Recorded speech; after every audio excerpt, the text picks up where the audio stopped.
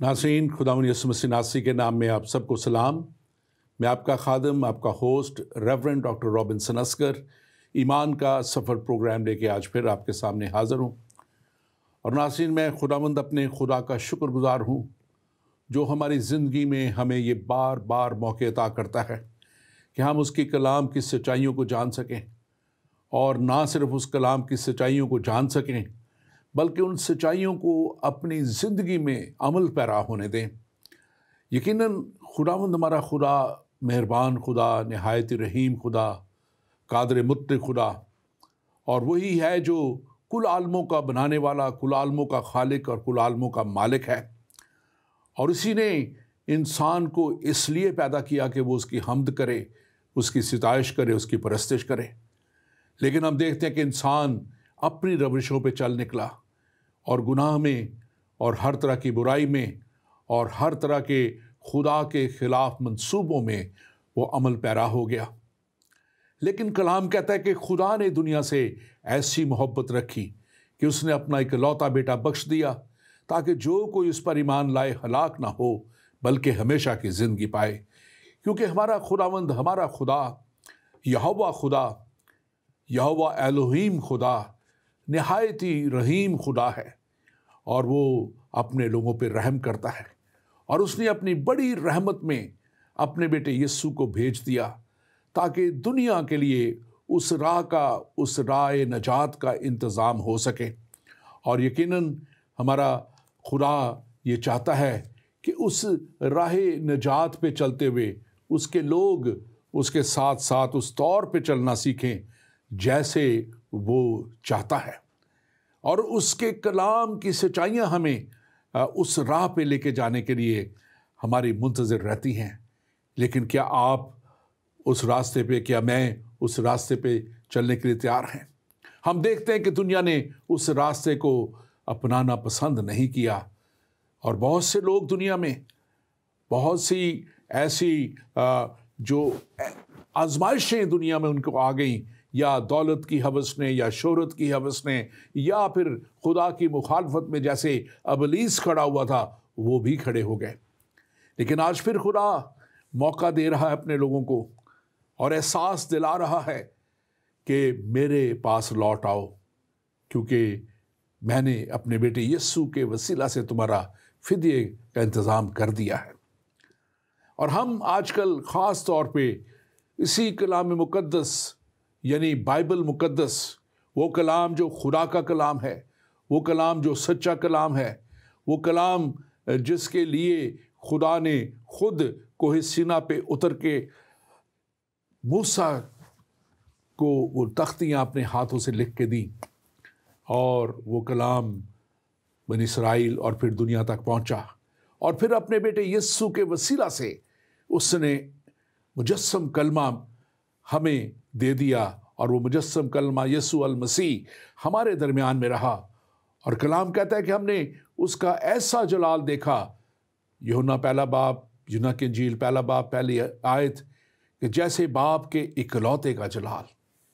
और यकीनन उस बाप के इकलौते ने हम सब के लिए अपना आप कुर्बान करके वो फिदिया दे दिया। लेकिन दुनिया आज भी गो के मुख्तलिफ तरीक़ों से खुदा का नाम कुछ लेने वाले भी हैं, लेकिन वो इस बात को मानने से कतराते हैं और वो अपनी अपनी राग बजाते हैं। आज हम बात करेंगे आखिर ज़माना और इसके ऊपर उठाए गए सवालात जो हमारे नाज़रीन हमें करते हैं। और आजकल क्योंकि हम एंड टाइम के ऊपर सीरीज़ कर रहे हैं, आखिर ज़माना के ऊपर सीरीज़ कर रहे हैं, और मेरे साथ पास्टर तहसीन गुल खान आते रहे हैं, और बहुत से प्रोग्राम हमने इकट्ठे किए, और चंद एक दो प्रोग्राम हमने पास्टर रेवरेंड एडवर्ड मॉरिस के साथ, रेवरेंड डॉक्टर एडवर्ड मॉरिस के साथ हमने ये प्रोग्राम किए। और आज भी स्टूडियो में मेरे साथ रेवरेंड डॉक्टर एडवर्ड मॉरिस मौजूद हैं ताकि वो इन कलाम की सच्चाइयों को और इनकी जवाबात मेरे साथ मिल के आप तक पहुंचा सकें। Reverend Edward, welcome to the show.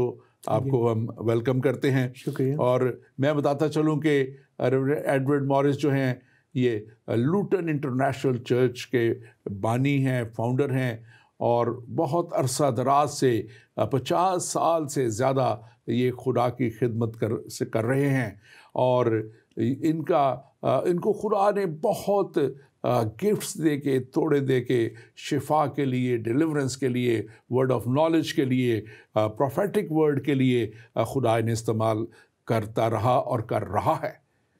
Pastor Edward, آج ہم بات کریں گے اس کلام کی سچائیوں کے تعلق سے بھی۔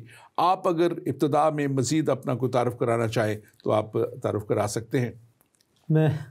آپ نے بہت اچھا تعارف کرایا۔ میں چاہتا ہوں کہ ہم پروگرام کو آگے لے چلیں، اور میں خدا کا شکر کرتا ہوں آپ کی اس منسٹری کے لیے جس میں آپ نے مجھے دعوت دی کہ میں بھی آپ کے ساتھ شامل ہو کر خدا کے کلام کو ان تک پہنچاؤں جو ابھی نہیں انہوں نے خدا کو جانا یا جاننا چاہتے ہیں اور جانیں۔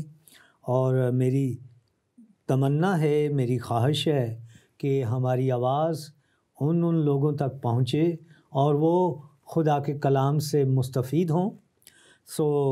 میں آپ کی انویٹیشن کے لیے، اس اسٹوڈیو پروگرام کے لیے، آپ اور اس دعوت کے لیے شکر گزار ہوں کہ آپ نے مجھے یہ موقع دیا اور اس پروگرام میں شامل ہونے کے لیے۔ Thank you very much doctor Edward Morris, آپ کے لیے ہم خدا کا شکر کرتے ہیں۔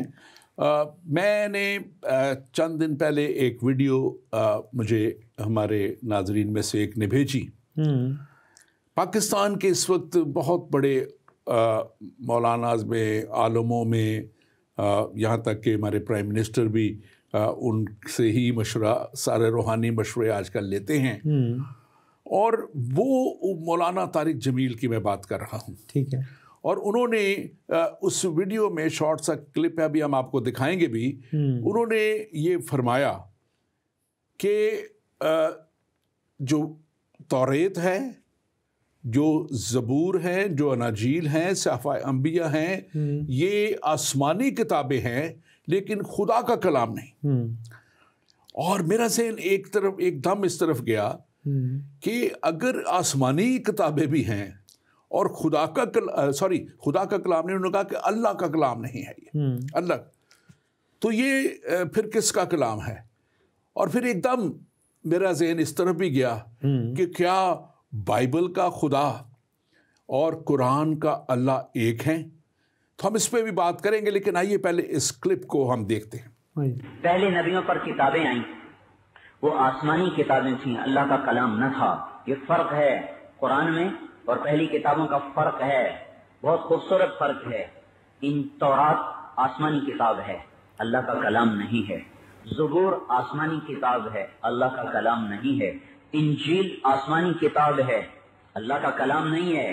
صحیفے 150 چھوٹے پمفلٹ کتابیں، چھوٹی کتابیں، وہ آسمان کی کتابیں ہیں، وہ اللہ کا کلام نہیں ہیں۔ بہن نے کوشچن کیا کہ کوئی یہ کہتا ہے کہ توریت، زبور، انجیل آسمانی کتابیں تو ہیں لیکن اللہ تبارک و تعالیٰ کا کلام نہیں، کیا اس کی یہ بات درست ہے؟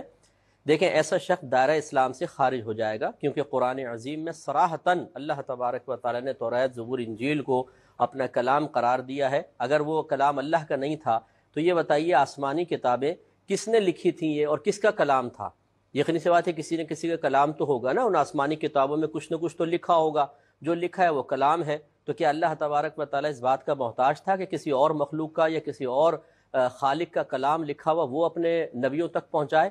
تو ایک جہالت کی سی بات ہے، ایسا شخص دائرہ اسلام سے خارج ہے، اسے اللہ کی بارگاہ میں توبہ کرنی ہوگی۔ اگر اعلانیہ یہ جملہ کہا تھا تو اعلانیہ توبہ کرنی ہوگی، تجدید ایمان اور تجدید نکاح اس پر لازم ہے۔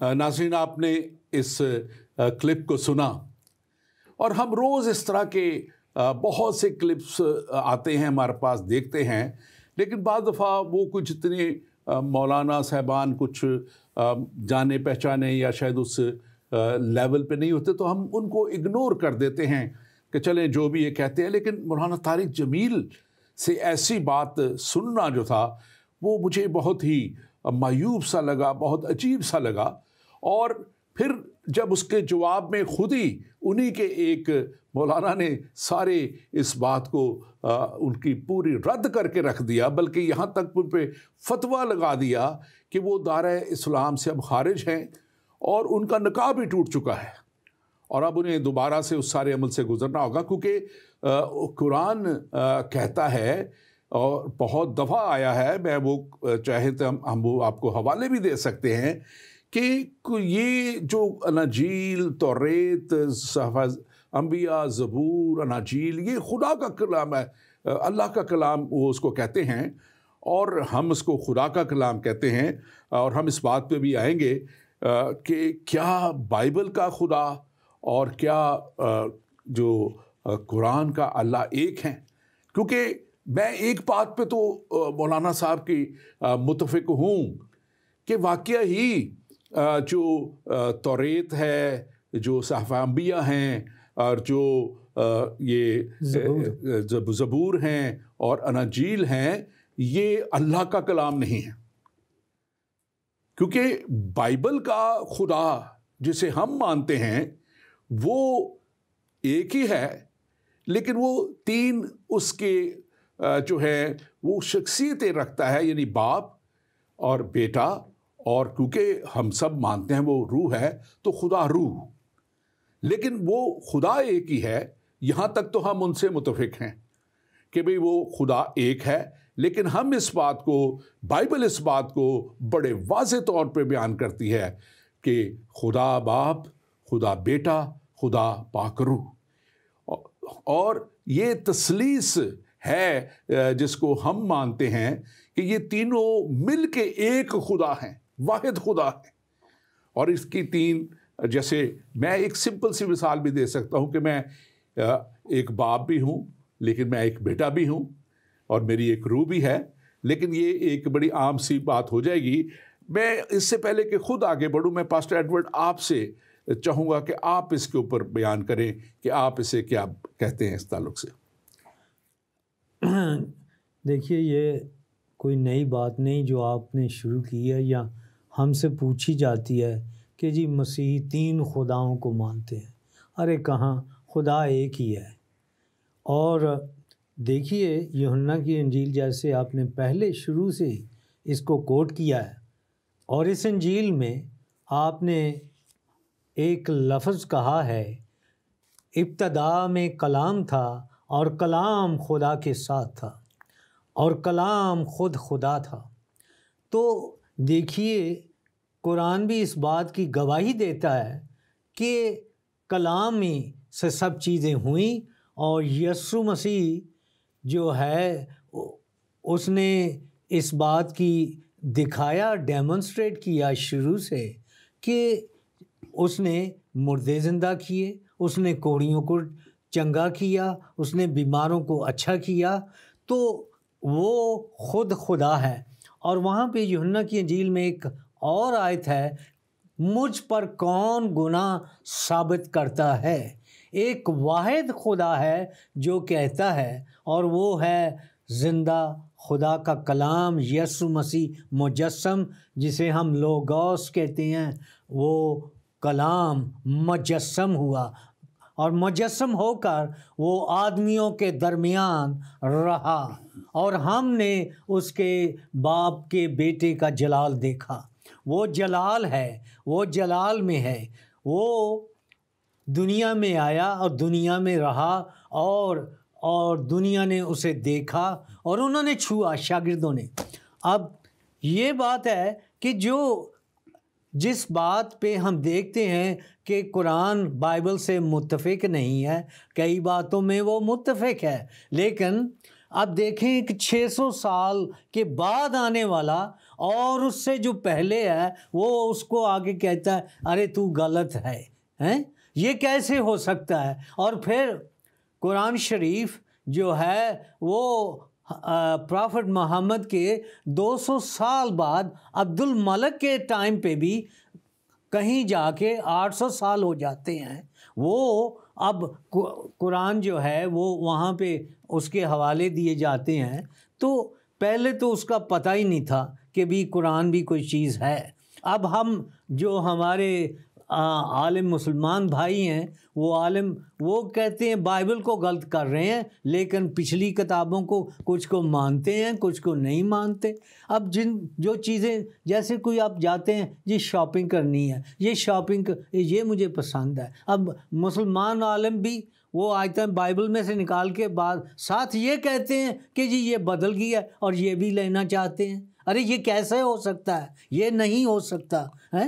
جیسے ہم بہت سی ان کی حوالے دیکھتے ہیں، اب قرآن تو کہہ رہا ہے میں اس کا محافظ ہوں، یہ کیسے ہو سکتا ہے کہ یا تو پھر وہ قرآن جھوٹا ہے یا آپ جھوٹے ہیں۔ اگر وہ محافظ جو ہے اس کا کام کیا ہے؟ دیکھ بھال کرنا۔ اگر وہ دیکھ بھال کرتا ہے تو یہ بدل کیسے گیا ہے؟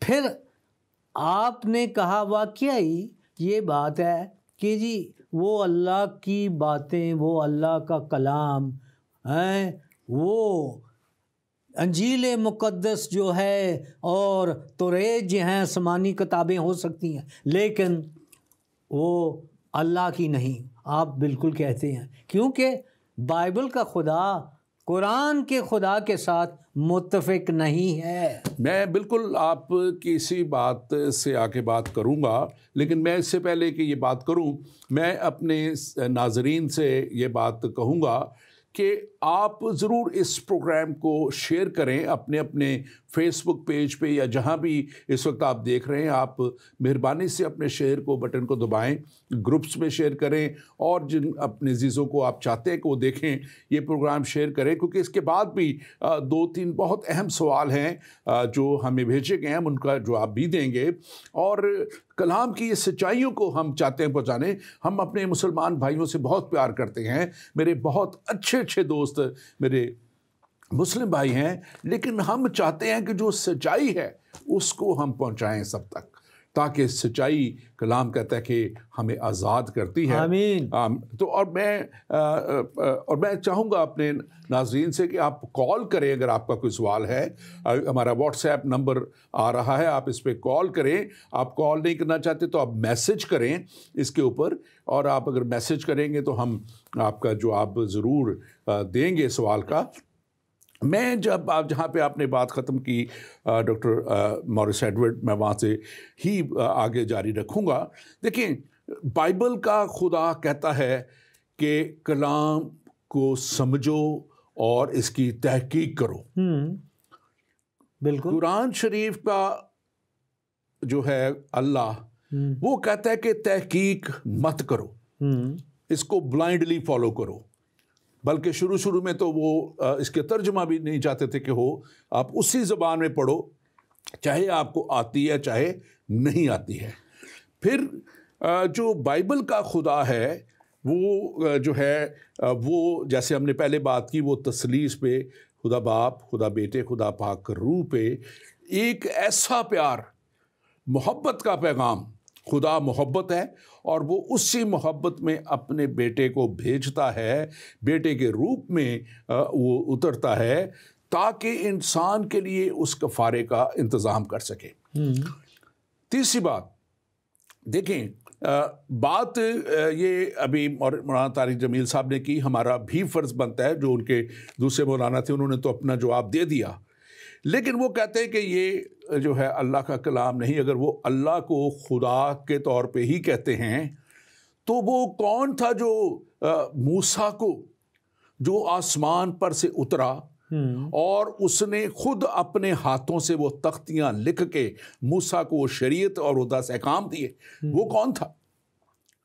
کیا وہ کوئی اور چیز تھی؟ پھر اگر وہ کہتے ہیں کہ آسمانی کتاب ہے لیکن خدا کی نہیں، تو پھر اور کون ہے خدا کے علاوہ آسمان پہ؟ اور کون ہے جو لکھے گا؟ اور پھر کلام کی سچائی کلام مقدس سے بیان کرتا ہے، اور کلام میں لکھا ہوا ہے کہ خدا نے جو ہے وہ مختلف وقتوں میں اپنے صحیفوں کو اپنے نبیوں پہ نازل کیا، اپنے روح کے وسیلہ سے۔ خدا روح ہے اور اس روح کے وسیلہ سے یہ کلام ان تک پہنچا اور خدا نے ان سے تحریر کروایا۔ اب مزید اس کے آگے بڑھیں تو ہم دیکھتے ہیں کہ یہاں پہ جو ہے بائبل کا خدا معافی کا خدا ہے اور وہ انسان کو معاف کرتا ہے، گناہ گار سے وہ پیار کرتا ہے، وہ گناہ سے نفرت کرتا ہے۔ لیکن ہمیں قرآن شریف سے جو بات ملتی ہے وہ گناہ گار سے بھی خدا نفرت کرتا ہے اور وہ اس کو کہتا ہے کہ میرے قریب نہ آؤ۔ پھر بائبل کا خدا یسوع کے کفارے کے وسیلہ سے انسان کو پھر سے ریسٹور کرتا ہے، بحال کرتا ہے اور نئی زندگی عطا کرتا ہے، اپنی فرزندیت عطا کرتا ہے۔ لیکن قرآن کا اللہ جو ہے وہ اچھائیوں پہ نیکیوں کہتا ہے آپ کی نیکیاں تولی جائیں گی اور جو پلڑا بھاری ہوگا وہ جو ہے، اور بھی بہت سی باتیں، لیکن میں چاہوں گا آپ بھی اس پہ تبصرہ کریں۔ کیا ایک ہی خدا دو باتیں مختلف کر سکتا ہے؟ آپ اس پہ تبصرہ کیجیے۔ سب سے پہلی بات دیکھیے، بڑا انٹرسٹنگ دلچسپ مضمون ہے جس پہ ہم گفتگو کر رہے ہیں۔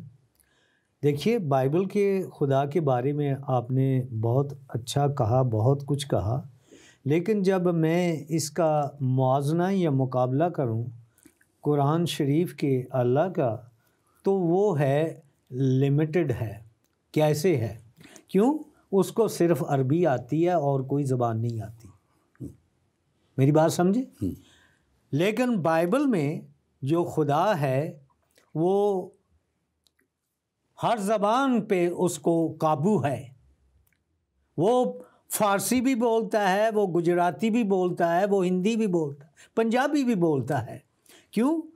ہماری بے شمار زبانیں ہیں دنیا میں، ہم انگلستان میں بھی بے شمار زبانیں بولنے والے ہیں۔ تو اس کا مطلب ہے کہ صرف اللہ کو عربی آتی ہے، ہم عربی میں اس کو دعا کریں، اس سے بات کریں؟ نہیں۔ دیکھیے، جہاں کہیں بھی ہیں، آپ نے سنا ہوگا معدود اور لا معدود۔ معدود جو ہے یہ جو اس کی حد بندی ہوتی ہے، تو یہ حد میں ہے، یہ اس سے آگے نہیں بڑھ سکتا۔ اب لوگ عربی میں دعا کر رہے ہیں لیکن ان کو پتہ ہی نہیں ہے کچھ۔ ایک مولانا صاحب نے مجھے بہت عرصہ ہوا کہنے لگے کہ میں عربی میں پڑھ رہا تھا تو ایک عالم شخص آئے تو اس نے مجھ سے پوچھا، ارے تو کیا پڑھ رہا ہے؟ اس نے کہا میں وظیفہ پڑھ رہا ہوں۔ کہتا تجھے نہیں پتا یہ عربی میں گالیاں کر رہا ہے؟ ارے گالیاں دے رہا ہے عربی میں۔ کہتا اچھا۔ تو اس نے کہا کہ یعنی کہ جو آپ کہنا چاہ رہے ہیں کہ وہ زبان کو کیونکہ سمجھتا نہیں تھا، اس لیے وہ جو بھی اس کو بتا دیا گیا، سمجھا دیا۔ لیکن میں مین جو باتیں میں اس پہ آنا چاہتا ہوں، دیکھیں اب تھوڑی سی میں آپ بات کر لوں پھر آپ کیجیے گا، تاکہ جو مین بات ہے ہم اس کے اوپر بات کریں۔ اور اب دیکھیں جو فلسفہ جو ہے ان دونوں کتابوں میں، یا جو یہ دونوں کتابیں بیان کرتی ہیں، خدا بیان کرتا ہے یا اللہ بیان کرتا ہے، بائبل کا خدا پاکیزگی کا خدا ہے۔ بالکل بالکل۔ بائبل کا خدا زمین پہ بھی پاکیزگی مانگتا ہے اور وہ کہتا ہے کہ پاک بنو کیونکہ میں پاک ہوں، میں پاک ہوں۔ اور پھر لکھا ہے متی کی انجیل اس کا 5واں باب، بڑی مشہور پہاڑی واز میں یسوع مسیح کے جو پاک دل ہیں کیونکہ وہ خدا کو دیکھیں گے۔ مبارک ہے وہ جو پاک دل ہیں کیونکہ وہ خدا کو دیکھیں گے۔ اب دوسری طرف جب ہم دیکھیں تو، اور اسی میں خدا جو بائبل کا خدا ہے وہ کہتا ہے کہ آسمان پہ بیاہ شادی نہیں ہوگی۔ بالکل۔ اور یسوع مسیح نے بھی یہی کہا جب اس سے سوال کیا گیا تو انہوں نے کہا کہ آسمان پر بیاہ شادی نہیں ہوگی۔ لیکن اگر ہم قرآن شریف کے اللہ کو دیکھیں تو وہ حوروں کی بات ہے، 70 حوریں اور ایک فرقہ 72 حوروں کو مانتا ہے۔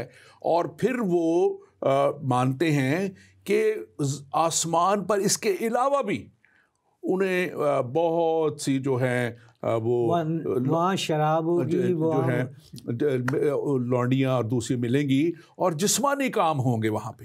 جسمانی کام جو ہے وہ خدا اور جو ہے شادی اور پھر حوروں کے ساتھ یہ سارے کام، جبکہ بائبل کا خدا کہتا ہے کہ ہم وہاں فرشتوں کی مانند ہوں گے, ہم جلالی بدنوں میں ہوں گے, بالکل گلوریفائڈ باڈیز میں ہوں گے, اور ہم کیا کریں گے, ہم خدا کی عبادت کریں گے, ہم اسے قدوس قدوس کہیں گے. آپ کہنا چاہ رہے ہیں کچھ, آپ کہیے. میں یہ کہہ رہا ہوں, جیسے میں بتا رہا تھا آپ کو کہ دیکھیے یہاں ٹکراؤ ہے. خدا کی ذات جو ہے بائبل کی, وہ قرآن کے سوچ سے بالکل علیحدہ ہے, اور یہ اس میں کوئی مطلب ہے کہ ملاپ نہیں ہے. لیکن کیونکہ بائبل کا خدا قرآن شریف کے اللہ سے فرق ہے. اور یہ بات صحیح آپ وہ مولانا صاحب کہہ رہے ہیں کہ وہ اللہ کا کلام نہیں ہے, لیکن اللہ کا کلام یہ خدا کا کلام ہے. بائبل مقدس, جیسے آپ نے عبرانیوں کے خط اس کے پہلے باب اس کی پہلی آیت میں, خدا نے حصہ بحصہ نبیوں کی معرفت خواب و رویا کے وسیلہ سے اور مختلف وقتوں پر خدا نے کلام کیا, اور آج بھی خدا جو ہے کلام کر رہا ہے.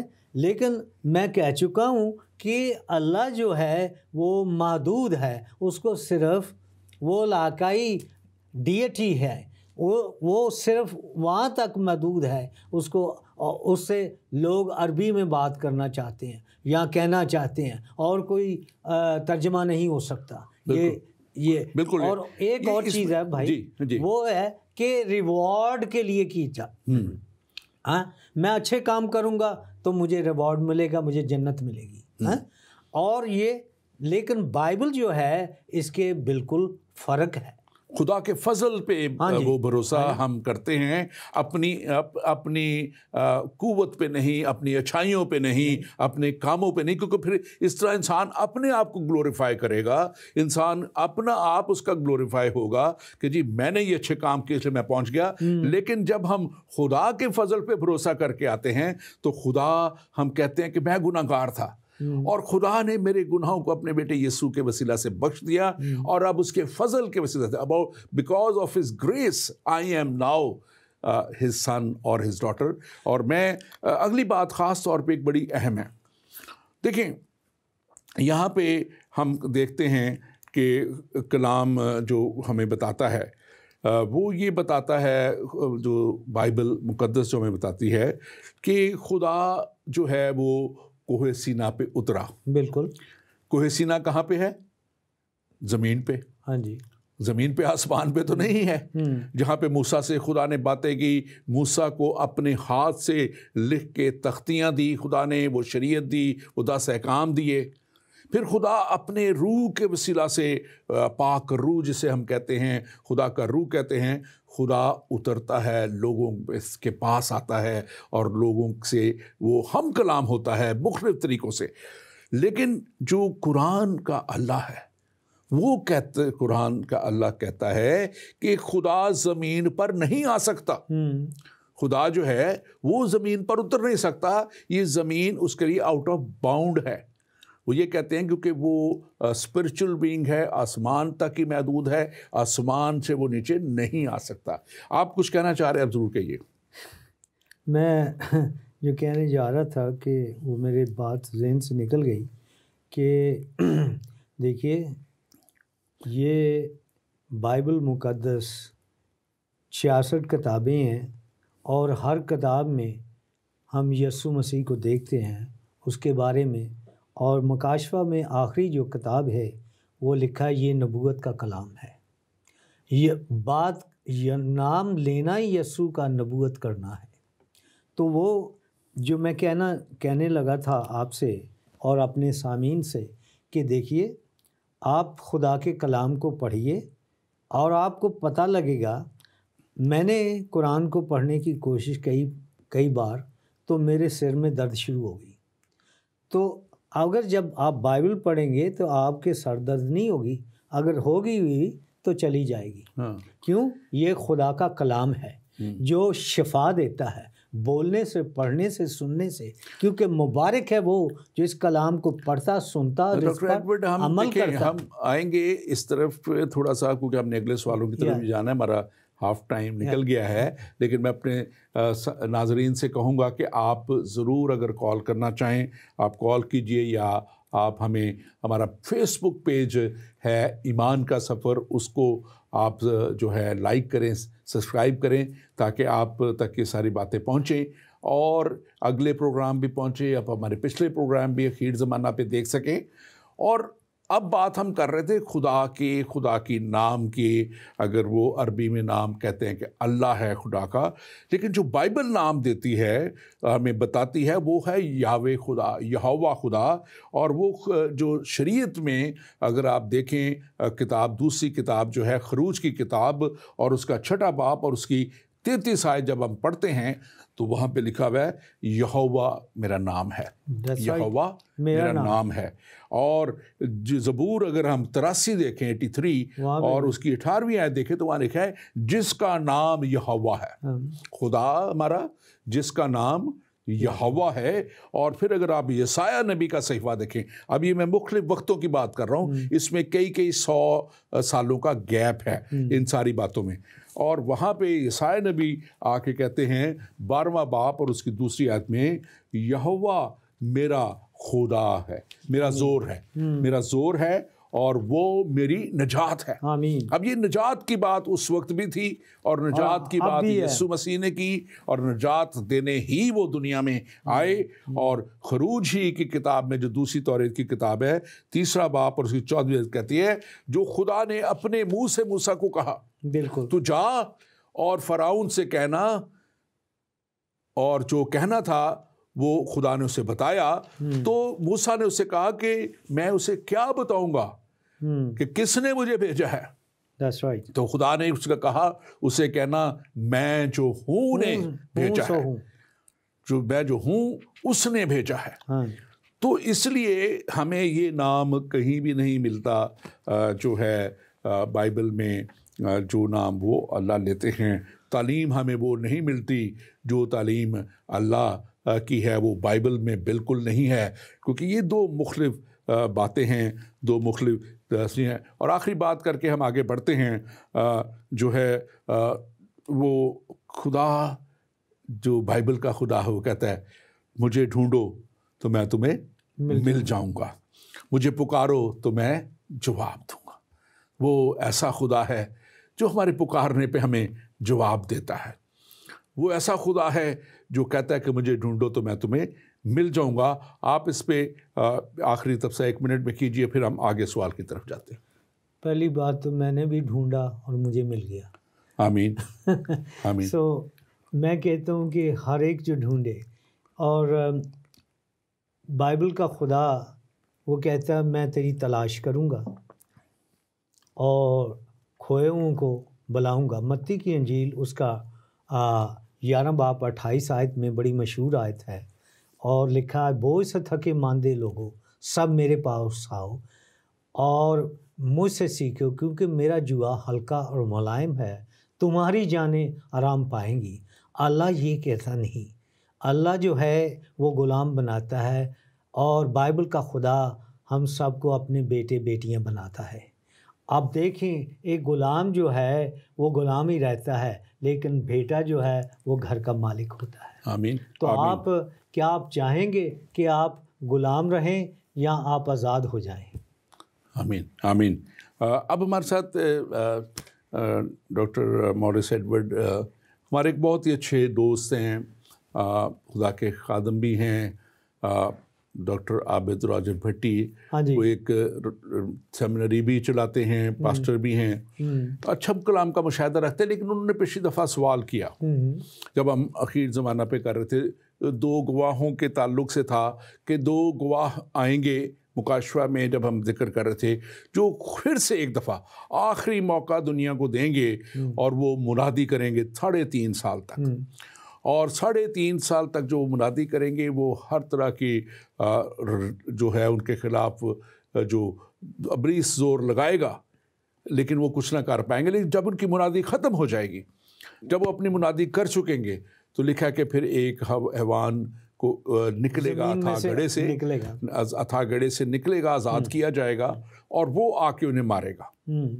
और जब वो उन्हें मारेगा तो वो मर जाएंगे اور پھر 3.5 دن تک دنیا خوشی منائے گی ابلیس کے ساتھ ہی، اور لاشیں جو ہیں ان کی یروشلم کی گلیوں میں پڑی رہیں گی. اور اس وقت کا میڈیا، کیونکہ یہ پوری دنیا اس وقت اس کو کور کرے گی، کلام میں لکھا ہے کہ تمام دنیا اسے دیکھے گی. اور نیوٹن بڑا اس چیز کو نہیں سمجھ پاتا تھا اس وقت میں اپنے دور میں کہ یہ کیسے تمام دنیا دیکھ سکتی ہے. لیکن آج کا دور ہم دیکھتے ہیں کیسا ہے، یہاں سے بیٹھے لوگ ساری دنیا میں. تو ان کا سوال یہ ہے، آپ اس کا جواب دیجئے، کہ وہ کہتے ہیں کہ جب یہ دو جو آئیں گے، جس کے لیے ہمارا یہ خیال ہے، جو ہماری تحقیق کہتی ہے کہ وہ موسیٰ اور ایلیا ہوں گے، کیونکہ یہی دونوں المسیح کو بھی جب وہ اس پہاڑ پر گئے جہاں المسیح کی شکل جو ہے وہ جلالی شکل ہوگی، جلالی ان کا جو جسم تھا وہ نور سے بھر گیا، چہرہ نور سے بھر گیا اور سورج کی مانند لکھا ہو گیا. تو وہ تھا، اور بہت سے اور ایویڈنسز، کیونکہ جو بڑے بڑے وہ کام کریں گے یہ ان دونوں ہی شخصیتوں نے کیے جب وہ آئے. تو وہ جب لکھا ہے کہ جب ان کو قتل کیا جائے گا تو 3.5 دن پڑے، لیکن خدا پھر ان میں اپنی روح پھونکے گا to declare that I am there and I am the one who is in control of ایوری تھنگ. ہر چیز کے اختیار میرے پاس ہے، کنٹرول میرے پاس ہے. لیکن ان کا سوال یہ تھا کہ کیا ان کے بدن جو تھے وہ جسمانی بدن تھے جس میں وہ آئے، کیونکہ یہ دونوں شخصیتیں جو ہیں اس دنیا سے جا چکی. ایلیا زندہ اٹھائے گئے آسمان پہ، موسیٰ کی جو ہے وہ جو ہے موت ہوئی اور وہ تھے. لیکن اگر ان کا ساتھ اس کے دوسرا سوال یہ ہے کہ اگر ان کے جسمانی بدن ہیں تو کیا جب اٹھائے جائیں گے ان کے بدن جو ہیں وہ جلالی بدن ہو جائیں گے، یا اگر وہ جلالی بدنوں میں آئے تو کیا جلالی بدن پہ موت آ سکتی ہے؟ آپ اس کے بارے میں جواب دیکھیے. یہ اصل میں بتاتا چلوں کہ یہ سوال انہوں نے پاسٹر تحسین گل خان سے کیا تھا، لیکن آج ان کی بہت ہی مصروفیت تھی اور پھر آپ سے بھی بات ہوئی تھی آنے کی پروگرام میں، تو اس لیے وہ ان کی جگہ پہ ہم ان کا جواب دیں گے. آپ جی بیان کیجیے. آپ میں یہ کہوں گا کہ دیکھیے، اگر جلالی جسم ہوتا ہے، جیسے ہم سب دیکھتے ہیں خداوند یسوع مسیح جی اٹھنے کے بعد وہ ان کا بدن جلالی، وہ کہیں بھی آ سکتے ہیں، کہیں بھی جا سکتے ہیں. اور یہاں پہ بھی جو ہم دیکھتے ہیں، جو آپ کا سوال ہے کہ کیا ان کے لیے یہ موت، جلالی بدن کو موت ہو سکتی ہے؟ نہیں. اور یہ کیوں مریں گے؟ ایلیا زندہ اٹھایا گیا، مرا نہیں. اور جو آپ نے بیان کیا یہ ریولیشن مکاشفہ 11 میں کہ ان کی لاشیں 3.5 دن تک پڑی رہیں گی اور پھر وہ جی اٹھیں گے اور خدا کا روح ان میں داخل ہوگا. دیکھیے، جلالی بدن مر نہیں سکتا، ابھی وہ جلالی نہیں ہوئے ہیں، وہ جسم میں ہی ہیں، اور جسم میں موت ہونا ضرور ہے، اور ریزوریکشن جو ہے وہ ضرور ہوگا. اور یہ جو ایک تصویر ان کے جی اٹھنے کی ہے مرنے کے بعد، یہ ریزوریکشن کی ہے، ریپچر کی ہے، جس کو ہم اپنا تھیالوجیکلی ہم اس کو ایسکٹالوجی کہتے ہیں، دا ڈاکٹرن آف دا لاسٹ ڈیز. تو ہم جو آخری دنوں میں ہیں، اور آخری دنوں کے اندر یہ بہت سے سوال اٹھتے ہیں کہ کیا وہ مرنے کے بعد کیا وہ جلالی بدن مر سکتا ہے؟ میرا جواب یہ ہے کہ جلالی بدن نہیں مر سکتا. اور یہ آپ نے جواب دیا اور میں اس سے متفق ہوں کہ وہ جب آئے تو وہ جلالی بدنوں میں نہیں آئے، وہ اپنے انہی بدنوں میں آئے جو بدن انہیں دیا گیا تھا. اور اب اس سے میں آگے بات کروں گا، وہ یہ ہے کہ جلالی بدن کب ہوں گے؟ جب ہمارا یسوع، ہمارا مسیحا دنیا کو اپنے ایمانداروں کو لینے آئے گا، جس کو آپ نے ریپچر کہا، جس کو کلام مقدس میں یہ لکھا ہے. یہ ورڈ ریپچر تو نہیں ہے، لیکن ریپچر کو پورا بیان کیا گیا ہے کہ کیسے مسیح جب آئیں گے، دوسری آمد اور کیسے وہ جو ہے مسیح کا جو آنا ہوگا، ایک ان کا ظاہری آنا ہے، ایک ان کا پوری دنیا جیسے دیکھے گی، اور ایک وہ کلیسیا کو لینے جب آئیں گے تو اس میں لکھا ہے کہ جو مردے ہوں گے سب سے پہلے وہ قبروں میں سے نکل کے ہوا میں ان کا استقبال کریں گے، اور پھر جو ایماندار دنیا پہ ہوں گے وہ بھی ہوا میں اڑ کے استقبال کریں گے، اور جب وہ ان کو اپنے ساتھ لے جائیں گے تو یہ وقت ہوگا جب ان کے بدن جلالی ہو جائیں گے۔ اب کلام اسے بڑا سپورٹ کرتا ہے، میں چند آیتیں پڑھوں گا پھر آپ اس پہ بات کیجیے گا۔ فلپیوں کی کتاب نام پاس رسول کا خط جو ہے 3 باب اس کی 20 اور 21 آیت، وہ کہتی ہے کہ ہمارا وطن آسمان پر ہے۔ بالکل، اور یہ اس وطن میں جا کے جو ہے جب ہم یسوع کے ساتھ جائیں گے، موت کے بعد نہیں، یسوع کے ساتھ جب ہم جائیں گے تو لکھا ہے کہ اور ہم ایک منجی یعنی خداوند کے وہاں سے آنے کے انتظار میں ہیں، یعنی کہ اس کے انتظار میں ہیں وہاں سے، اور وہ اپنی اس قوت کی تاثیر کے موافق جس سے سب چیزیں اپنے تابع کر سکتا ہے، ہماری پسحالی کی بدن کی شکل بدل کر، کون وہ؟ یعنی یسوع، جب وہ دوبارہ آئیں گے اور ہماری پسحالی کی شکل بدل کر اپنے جلال کے بدن کی صورت پر بنائے گا۔ آپ اس پہ تبصرہ کیجیے۔ دیکھیے یہ کرنتھیوں میں بھی ایسے ہی ہے، لکھا ہے کہ یسوع کے آنے سے ہم جو پہلے ہم سے مر چکے ہیں ہم ان سے آگے نہ بڑھیں گے، وہ جو پہلے قبروں میں ہیں وہ جی اٹھیں گے، اور ہم جو ہیں جسم میں ہماری بدن جو ہے وہ جلالی ہو جائے گا۔ ہم ود دا ٹوئنکلنگ این آئی وہ جو ہے ٹرانسفارمیشن ہوگی، تبدیلی ہو جائے گی، اور وہ بدن جو ہے جسمانی بدن جو ہے وہ جلالی بدن یا روحانی بدن ہو جائے گا۔ سو میں بالکل متفق ہوں پالوس رسول کے فلپیوں کے خط میں سے جو آپ نے حوالہ پڑھا، اور اس کے ساتھ ساتھ دیکھیے وہ بھی ہیں، اور متی رسول جو ہے وہ خود بھی کہتا ہے، اس نے جو بیان دیے ہیں۔ ایک اور خوبصورت بات ہے کہ خداوند یسوع مسیح کے ریزریکشن کے ساتھ جو اس وقت پہلے کے لوگ، قدیم کے لوگ جو مرے ہوئے تھے، لکھا ہے وہ بھی قبروں میں سے نکل آئے اور لوگوں کو ملے۔ یہ کوئی خواب نہیں ہے، اٹ ہیپن، ریالٹی ہے، سچائی ہے کہ جو ریزریکشن ہے، جلالی بدن ہے، ہمارے لیے بہت ضروری ہے کہ ہم جانیں کہ خدا نے ہمارے لیے ایک بدن تیار کیا ہوا ہے۔ وی آر گوئنگ ٹو، ایک اور ہے بات، وہ تمبو گرنے والا ہے، یہ خیمہ جو ہے وہ گرنے والا ہے، یہ خیمہ گرنے والا ہے، اور ہم کو خدا سے ایک اچھا بدن، ایک اچھا خیمہ ملے گا۔ آمین آمین۔ اور دیکھیں ایک آیت میں آپ کے ساتھ پڑھتا ہوں، بہت اہم آیت ہے، پہلا یوحنا، ہاں جی، اس کا 3 باب، ہاں جی، اور اس کی دوسری آیت، میں پوری آیت نہیں پڑھوں گا، پڑھیے۔ اس میں لکھا ہے جب وہ ظاہر ہوگا، یعنی مسیح ظاہر ہوگا، ہاں جی، تو ہم بھی اس کی مانند ہوں گے۔ بالکل، کب ہوں گے؟ جب مسیح ظاہر ہوگا۔ اب میں بات اس کو سمجھانے کے لیے اس لیے کر رہا ہوں کہ اس بات کو سمجھ لیں کہ خدا کا ہمارے لیے ایک بہت زبردست، بہت پیارا پلان ہے، بالکل، to give us glorified body, جلالی بدن ہمیں دینے کا۔ اور کیوں ہے؟ لیکن وہ اس وقت ہوگا جب مسیح دوبارہ اپنی کلیسیا کو لینے کے لیے آئیں گے۔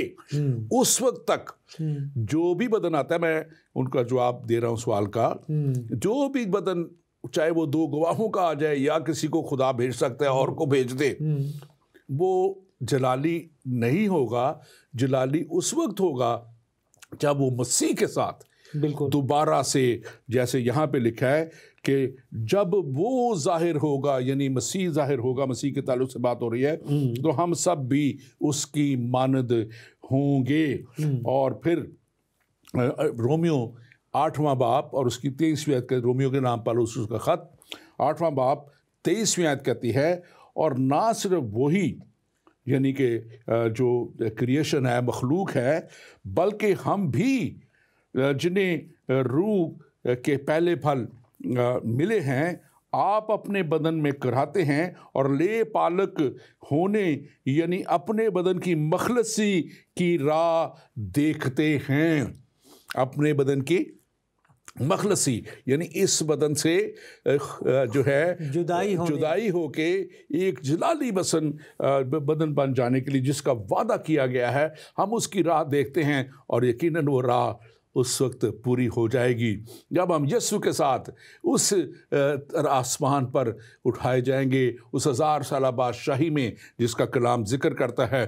ہم اس کے ساتھ 1000 سال، وہ جو ایماندار لوگ ہیں جو اس پہ ایمان لے آئیں گے، جو مسیح کے کفارے پہ ایمان لائیں گے، جو مسیح کو اپنا نجات دہندہ مانیں گے، جو اس کے اس صلیب پہ مر جانے اور پھر دفن ہونے اور پھر زندہ ہو جانے کو اپنے دل سے قبول کریں گے، وہ اس کے ساتھ انہی جلالی بدنوں کے لیے جب وہ اٹھائے جائیں گے، مسیح کے ساتھ اٹھائے جائیں گے، مسیح کے ساتھ جائیں گے تو اس جلالی بدن میں ہوں گے. ہم خدا کا شکر کرتے ہیں کہ خدا نے ہمیں اپنے بڑے جلال کے لیے چنا ہے. تیسرا سوال ایک اور ہمارے بھائی کا ڈاکٹر عابد بھٹی کا ہی ہے، اور وہ ہم نے اس کا جواب پہلے ویسے دیا تھا، لیکن اس کو کیونکہ وہ سمجھنا چاہ رہے ہیں یا وہ لوگوں کے سمجھنے کے لیے شاید بھی سوال کر رہے ہوں. وہ بات کرتے ہیں کہ وہ مکاشفہ کی کتاب اس کا 12ویں باب میں ذکر آیا تھا کہ عورت جو ہے وہ جننے کی درد میں ہے، اور وہ عورت جو ہے اور شیطان ہے، جو ابلیس ہے، اینٹی کرائسٹ ہے، جو وہ اس کے پیچھے پڑا ہوا ہے اور وہ اس انتظار میں ہے کہ وہ جب بچہ جنے تو وہ اس کو مار ڈالے. اب ہم اس کی وہ ہمارے پچھلے پروگرام میں ساری بات ہے، اگر کوئی دیکھنا چاہے. میں اپنے ناظرین سے کہوں گا، ہمارے بہت سے ہم نے سیریزیں کی ہے اینڈ ٹائمز کے اوپر، اور آپ کو وہ سارے پروگرام ہمارے زندگی ٹی وی پہ آپ چلے جائیں، آپ اس کے ٹاک شوز میں جائیں اور ٹاک شوز میں کلک کریں گے آپ تو ایمان کا سفر آپ کو نیچے جا کے سکرول کریں گے تو لسٹ ملے گی پروگراموں کی، جس میں 4 نمبر پہ ایمان کا سفر وہاں پہ لکھا ہوا ہے. آپ اس کو کلک کریں تو ہمارے سارے پروگرام آپ کو اس کو مل جائیں گے. ہمارا یوٹیوب پہ بھی چینل ہے، اگر آپ یوٹیوب پہ ایمان کے سفر کو کلک کریں تو آپ کو وہاں بھی یہ سارے پروگرام ملیں گے. اور اس کے ساتھ ساتھ ہمارے جو ہے اور جگہوں پہ بھی ہے،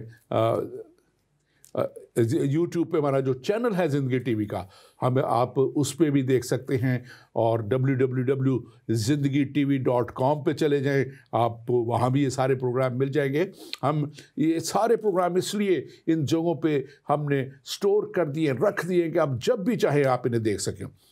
اب جو ڈاکٹر ایڈورڈ جو ان کا سوال ہے وہ یہ ہے کہ وہ عورت جو ہے جو یسایا نبی کی کتاب صحیفہ اس کا 66 باب اس کی 7ویں اور 8ویں آیت جب دیکھیں تو وہاں پہ لکھا ہے کہ وہ عورت جو ہے وہ درد سے پہلے ہی اس نے بچہ جنا. لیکن دوسری آیت کہتی ہے کہ 8ویں آیت میں لکھا ہے کہ وہ بچہ اس کو درد اس کو تھے اور وہ بچہ جو اولاد جو ہے وہاں اس کو لکھا ہے اولاد پیدا ہوگی، اس کو وہ لکھا ہوا ہے اس کے اولاد پیدا ہوگی، اور یہ یسایا نبی کا یہ 8ویں آیت میں لکھا ہوا ہے. اور اگر آپ دیکھیں تو میں اس کو تھوڑا سا بیان کرتا ہوں، تب تک آپ حوالہ نکال لیجئے. تو یہ جو میں جس طور پہ اس کو سمجھتا ہوں اور جو میری اس پہ اسٹڈی ہے کہ پہلا جو واقعہ ہے جو بغیر درد کے بچے کا پیدا ہونا لکھا ہوا ہے، وہاں لکھا ہے کہ وہاں پہ یہ لفظ جو لکھا ہوا ہے بیٹا اس کا پیدا ہوا، بچہ پیدا ہوا، تو بلکہ بیٹا لکھا ہوا ہے بیٹا پیدا ہوا. تو یہ وہ واقعہ ہے، وہ اس کو بیان کرتا ہے جب المسیح کی پیدائش ہوئی ہے، بغیر درد کے، بغیر کسی مشکل کے، بغیر کسی پریشانی کے، وہ جو ہے وہ اس کا آنا ہے. اور پھر یہ دوسری جو ہے اولاد جو درد لکھا ہے کہ 8ویں آیت کہتی ہے ایسی یسایا کی سیون کو درد لگے ہوئے تھے کہ اس کے اولاد پیدا ہوئی. اب بیٹا نہیں ہے اب یہاں پہ ذکر کیا ہے؟ اولاد پیدا ہوگی. تو یہ دوسری جو اس کی پیدائش جو درد سے ہے 66 باب 7ویں اور 8ویں آیت، تو اس میں یہ جو ہے کلیئر کٹ یہ بات نظر آتی ہے. اور یہ جو اس کو ہسٹورین بھی بیان کرتے ہیں، کمنٹریز بھی بیان کرتی ہیں اس بات کو، کہ یہ واقعہ اس ٹریبولیشن پیریڈ کا ہے، مصیبت کے سالوں کا ہے، جب اسرائیل، جس کو عورت سے تشبیہ دی گئی ہے، اس میں سے جو ہے منادی کے وسیلہ سے، یہ دو گواہوں کی منادی کے وسیلہ سے، اور پھر جو ابلیس ان کے ساتھ اس دور میں زیادتی کرے گا، ظلم کرے گا، اس کی وجہ سے جو یہودی اس وقت ایمان لے آئیں گے، جن کے لیے بعد میں 1,44,000 کا ذکر بھی کیا گیا ہوا ہے، وہ پیدا ہوں گے. یہ دوسری جو آپ اس کے تعلق سے ضرور بات کیجئے. اب جو کون سا سوال؟ جو یہ جو ہے کہ یہ دو جو ہے اس کی واقعات کہ 7ویں آیت میں بغیر درد کے وہ بچہ جنی، اور پھر آگے وہ کہتے ہیں کہ درد کے ساتھ اس نے بچہ جنا، اولاد پیدا کی. دیکھیے یہ دو باتیں ہیں، جیسے آپ کہہ چکے ہیں، میں ایسے متفق ہوں کہ خدا جو ہے اسرائیل کے بارے میں، کچھ لوگ کہتے ہیں کہ جی کچھ ایسے بھی ہیں کہتے ہیں وہ ان کو رد کر دیا. نہیں، خدا نے رد نہیں کیا، وہ اس کا پروگرام ہے، اور وہ پروگرام جو ہے وہ چل رہا ہے. سب سے پہلے ہم دیکھتے ہیں کہ اس کو اتنا پیار ہے اپنی قوم سے کہ وہ اس نے قوموں میں سے اکٹھا کر لیا ہے. اب جو منادی کی بات ہو رہی ہے کہ اب ینگ جنریشن جو ہے اسرائیل میں نے گلیوں میں انہیں یہ نوجوانوں کو مسیح یسوع کی منادی کرتے سنا اور دیکھا ہے. اور یہ دیکھیں کہ اسرائیل خدا کی قوم ہے، خدا کے وعدے ان کے ساتھ ہیں. نمبر 2، اور اسرائیلی سے ہمارے لیے یہ یسوع مسیح جو ہے اس کی پیدائش ہوئی، وہیں پہ ہوا، یہ سب کچھ ہوا. وہ پیدائش وہاں پہ ہوئی، اور اس کی موت وہاں پہ ہوئی، اور اس کا جی اٹھنا وہاں پہ ہوا. اور پھر دیکھتے ہیں کہ درد ذہ لگا ہوا ہے. درد ذہ جو ہے اب 120 کی جماعت ہے، وہ کلیسیا پیدا ہوئی، اور وہ کلیسیا اب غیر قوموں میں پھیلی. اب اسرائیل جو ہے ابھی بھی انہوں نے مسیح کو رد کیا ہوا ہے، لیکن کچھ لوگ ہیں جیسے آپ کہہ چکے ہیں، وہ لوگ جو مسیح کو قبول مصیبت کے دور میں خاص طور پہ جو ہے، کیونکہ اس کا ذکر مکاشفہ میں آیا ہے جس کا وہ ذکر کر رہے ہیں کہ کیا. دیکھیں اس کی ایک میں اور چھوٹی سی بات کہنا چاہتا ہوں کہ میں وہاں پہ تھا بیت لحم میں، تو وہاں پہ وہ دکھا رہے تھے کہ یسوع مسیح جب اس کی ماں اس کو لے کے، اور خدا کے فرشتے نے یوسف سے کہا کہ اٹھ اور اس بچے کو اور اس کی ماں کو لے کر مصر کو چلا جا، کیونکہ اس کے دشمن آئے ہوئے ہیں مارنے کے لیے، اور وہ نکل گئے. تو دیکھیں ڈے 1 شیطان جو ہے وہ مسیح کو ختم کرنا چاہتا تھا، اور آخر تک اس نے لڑائی کی. بالکل. اور یہ میں سمجھ کے آپ کی بات کو، اور میرے پاس وقت بہت تھوڑا رہ گیا ہے کیونکہ ایک اور ہے سوال ہے، اس کو جلدی سے میں کرنا چاہتا ہوں. ہمارے پاس ایک سوال آیا، کسی نے سوال کیا ہے کہ ایک پریچر کو انہوں نے سنا ہے کہ وہ کہہ رہے ہیں کہ جو پری ٹریبولیشن اور پوسٹ ٹریبولیشن پہ بات کرتے ہوئے کہ اگر پوسٹ ٹریبولیشن کی تعلیم کے مطابق تو پھر پری ٹریبولیشن والے اس میں شامل ہی نہیں ہو سکیں گے. بالکل. تو کیونکہ وقت تھوڑا ہے میں اس کا جواب دے دیتا ہوں. میرا ایمان یہ ہے کہ خدا کے پاس جانا اور شامل ہونے کے لیے اس پری یا پوسٹ ٹریبولیشن پہ ایمان کی کوئی بات نہیں، یہ ایک سمجھ کی بات ہے. اصل بات یہ ہے خدا کی بادشاہی میں شامل ہونے کے لیے خدا کو ماننا، यसु मसीह के कफ़ारे पे ईमान लाना, यसु मसीह की उस पाक और कुदरत वाले लहू का बह जाना कि वो तमाम दुनिया के गुनाहों को धोने के लिए बह गया, और फिर उसने मौत और कब्र पे फतह पाके हमेशा की ज़िंदगी इंसानों के लिए उस रास्ते को खोल दिया, और जो कोई भी उस पर ईमान ले आता है हलाक ना हो, और वो जो लिखा है कि वो हलाक नहीं होगा, वो हमेशा की ज़िंदगी का वारिस बन जाएगा। जो कोई भी इस पे ईमान रखता है कि यीशु मसीह नासरी आए और उन्होंने दुनिया का कफ़ारा दिया और वही हैं जो दुनिया के निजात दहिंदा हैं, तो असल हमेशा की ज़िंदगी और खुदा का जाना इस ईमान के ऊपर है, इस बात पे नहीं है कि क्या आप ये मानते हैं कि प्री ट्रिबुलेशन का मतलब ये है कि मुसीबत के सालों से पहले जो है अल मसीह अपनी कलीसिया को उठा लेंगे। और मैं इस बात को इसलिए मानता हूँ कि मसीह ने अपनी कलीसिया को, बाइबल ने कलीसिया को दुल्हन कहा है, तो क्या कोई अपनी दुल्हन को देगा इब्लीस के हाथों के लिए तू जितना मर्जी सता ले? क्या आप अपनी दुल्हन को देंगे, अपने दुश्मनों के आगे हाथ में रखेंगे? नहीं रखेंगे।